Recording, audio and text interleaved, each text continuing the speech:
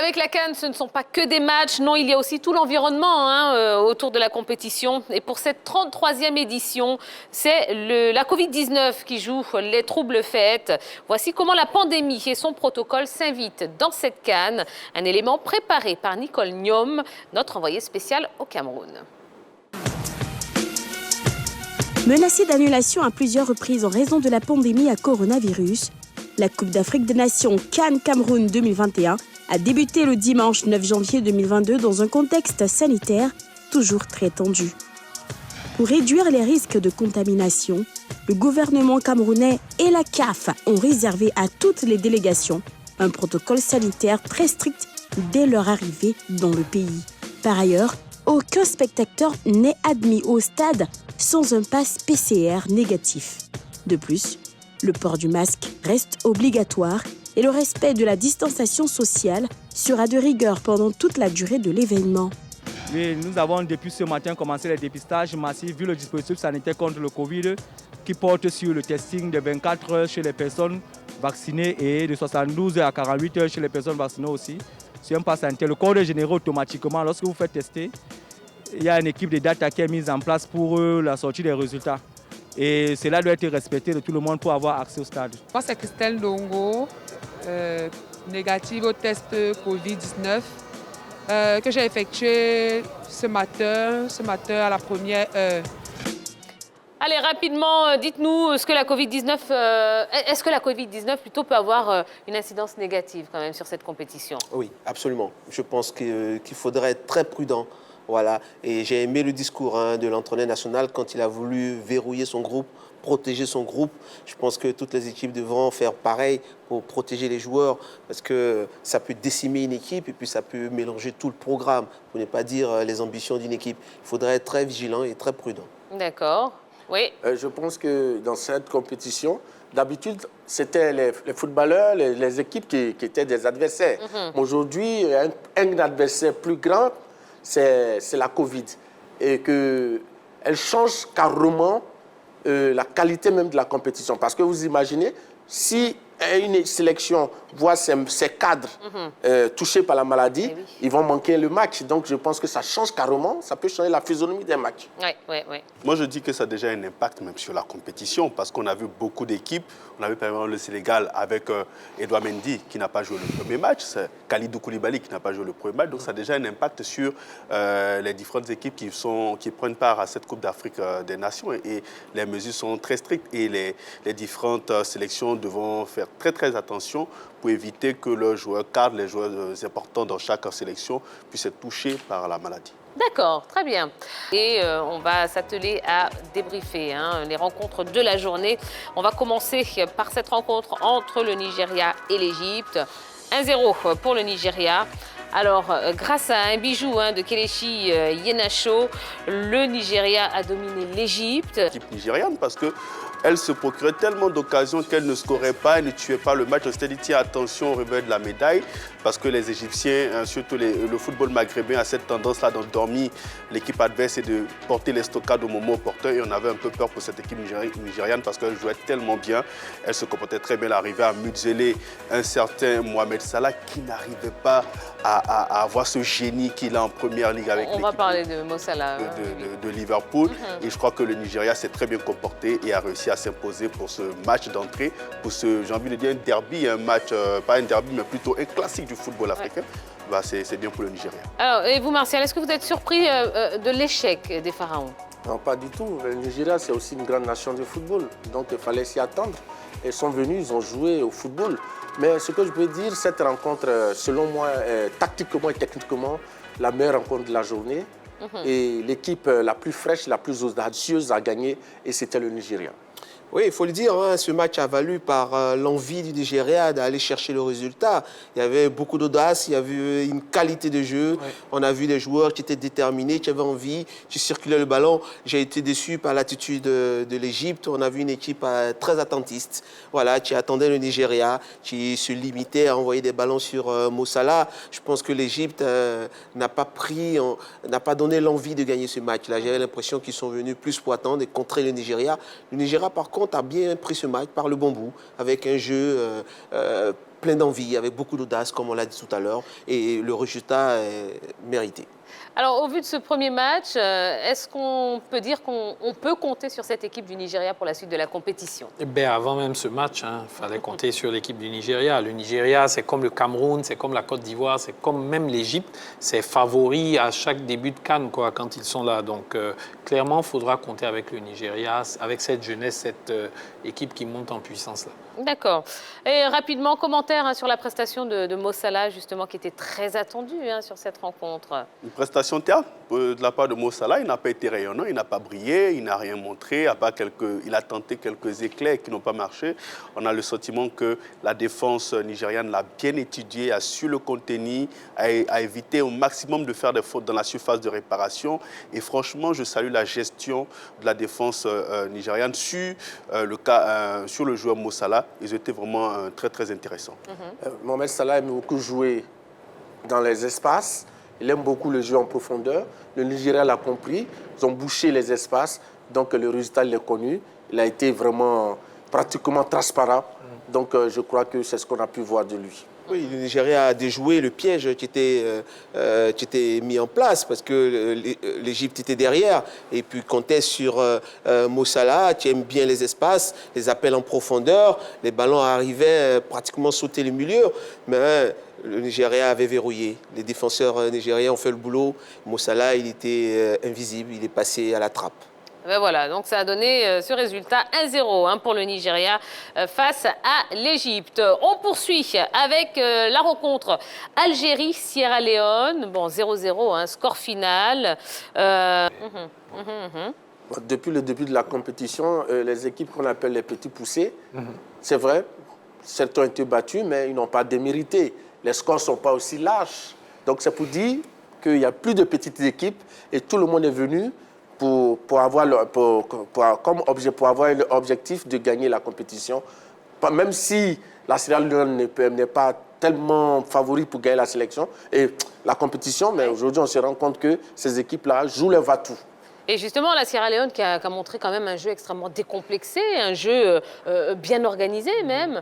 Vous vous attendiez à ce niveau quand même de la part de la Sierra Leone? On s'attendait plus ou moins à une équipe sierra-léonaise qui allait poser des problèmes quand même à l'Algérie. Ils étaient très bien organisés dans leur football. On était venu avec des consignes bien précises, ne pas perdre ce match de la part de cette équipe sierra-léonaise, donc attendre la formation d'Algérie parce qu'on n'a pas la capacité de rivaliser avec elle dans le jeu. Et puis bon, et tenter des comptes. Bon, ils ont réussi vraiment à contenir cette équipe algérienne et surtout à faire des séquences de jeu assez intéressantes. Je pense que c'était bien. Ouais, c'est clairement une contre-performance pour les Algériens.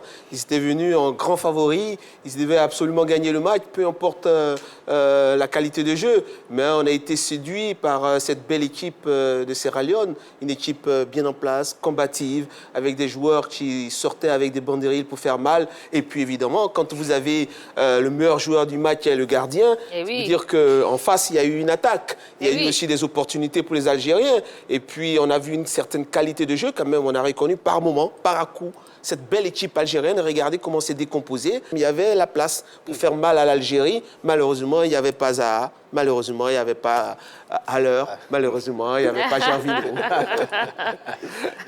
Dernière question pour cette rencontre, et ce sera pour vous, Nasser. Est-ce qu'après ce match, on peut dire que la Sierra Leone fait partie des adversaires redoutables de ce groupe E? Bon, redoutable, n'exagérons pas. Attendons, je doute, mais j'espère qu'ils rééditeront la même performance lors du prochain match contre les éléphants quand même. Donc, bon, on va rester prudent. Mais pour moi, ils ont quand même une chance de qualification parce que quand on sait que les 3 meilleurs troisièmes, je pense, 4 meilleurs troisièmes même, se qualifient pour les 8e de finale, ils ont clairement leur chance de qualification. D'accord. Allez, un petit récap quand même. On va regarder les résultats de cette journée. Il y a eu le match donc, entre le Nigeria et l'Égypte, 1-0 pour le Nigeria.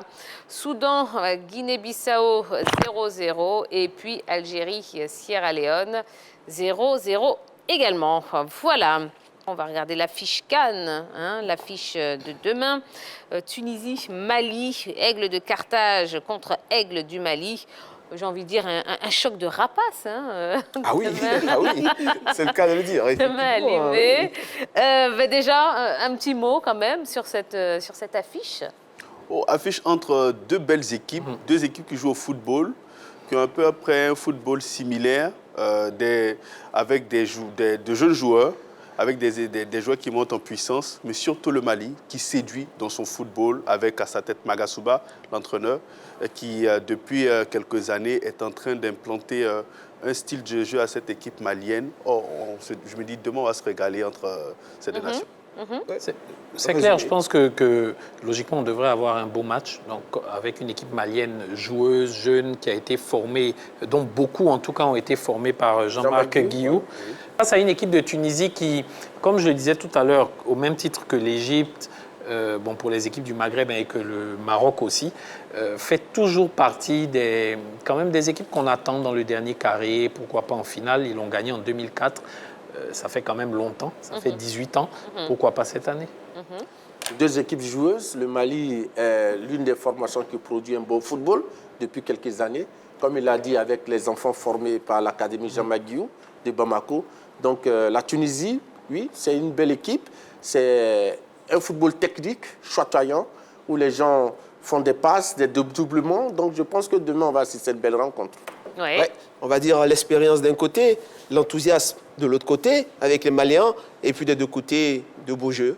Donc on sera gâtés, je pense. D'accord. Alors justement, quelle sélection a, je dirais, les arguments pour faire la différence dans ce match, sachant qu'il y a quand même de beaux effectifs de part et d'autre.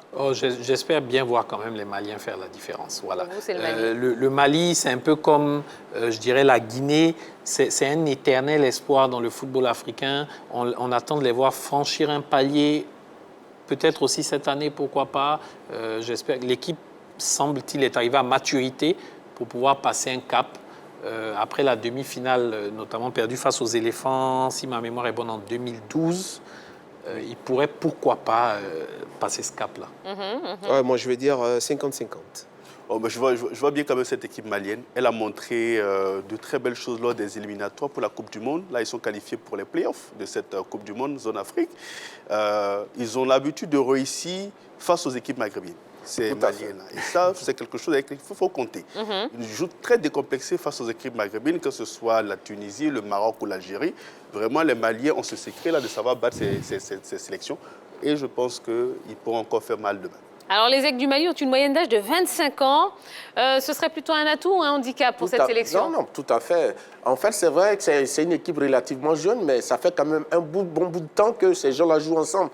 Donc, en matière d'homogénéité, de collectif, ce Mali-là a un collectif assez bon. Donc, je pense que c'est un atout. Et je pense que 25 ans, quand même, c'est le bel âge en football. Voilà, c'est à mi-chemin entre l'âgé et la jeunesse. Donc, comme je disais tout à l'heure, c'est possible que là, ils soient enfin à maturité. C'est une équipe qui a grandi ensemble, des jeunes qui ont été formés ensemble, qui ont évolué ensemble depuis les équipes de jeunes. J'espère qu'ils soient enfin arrivés à maturité. Quand on s'est passé de Moussa Marega et qu'on a réussi à faire de très bons résultats, ça veut dire que la jeunesse est un véritable atout pour cette équipe malienne. Il va forcément falloir compter avec elle. Elle a envie de réussir quelque chose cette année. Ouais, je vous vois très enthousiaste pour cette équipe malienne, mais en face, c'est aussi la Tunisie. Non, mais c'est Voilà, c'est une grosse écurie, la Tunisie. Avec le Verona, des champions, on va dire, de la Coupe arabe contre l'Algérie récemment. C'est ça. Ils ont battu de grosses machines, donc 50-50 pour moi. Bon, et bien voilà. Allez, avant de finir, on va vous présenter les rencontres de demain. Donc, Tunisie-Mali dans le groupe F. Mauritanie-Gambie également dans ce groupe F. Et puis, la rencontre qu'on attend tous, Guinée équatoriale, Côte d'Ivoire, groupe E. Et petite information qui a son importance, 0 cas Covid chez les éléphants. Très bonne nouvelle. Ah, ben c'est une très, très bonne nouvelle. Voilà, et évidemment, tout ça, ce sera à vivre en direct sur la 3. Et la rencontre, donc, Guinée équatoriale-Côte d'Ivoire, la prise d'antenne, ce n'est pas à 18h30, c'est plutôt 18h15 demain, avec la team, avec un très très beau plateau de journalistes, de consultants. Et on espère que vous serez tous au rendez-vous, mais on n'en doute absolument pas. Voilà. Mais au fait, vous n'avez pas levé vos ardoises? Eh bien oui, allez, rapidement, rapidement. Faut-il craindre pour la première sortie des éléphants demain? Non, non, non et un non à l'envers. Merci beaucoup. Eh bien, c'est tout ce qu'on souhaite. Voilà, on ne va même pas parler derrière ça. Non, je pense que vos écrits parlent pour vous-même, messieurs. On est tous derrière les éléphants. Oui, on espère en tout cas qu'ils vont marquer leur territoire dès demain dans cette CAN. Et on sera là pour la vivre ensemble avec vous, mesdames et messieurs. Merci beaucoup, la team. Attendez, je siffle d'abord. Je suis arbitre international, je ne peux pas oublier ça. Voilà, c'est la fin de ce LGT Le Mag. On espère que vous avez passé une belle soirée en notre compagnie. On va se donner rendez-vous demain. Donc, il y a toutes les rencontres de la journée. Et puis, nous, on sera avec vous à partir de 18h15 pour cette rencontre Guinée équatoriale, Côte d'Ivoire. Oui, le groupe E de cette CAN 2021. Eh bien, on se donnera rendez-vous. Voilà, ce sera demain. On espère que vous allez passer une belle soirée, que vous serez là au rendez-vous. 18h15, 18h15, n'oubliez pas. Donc, rentrez vite du travail. Et puis, soyez branchés devant la 3. Voilà, excellente soirée à tous. Merci l'équipe. À demain. Bisous, bisous. Bye bye.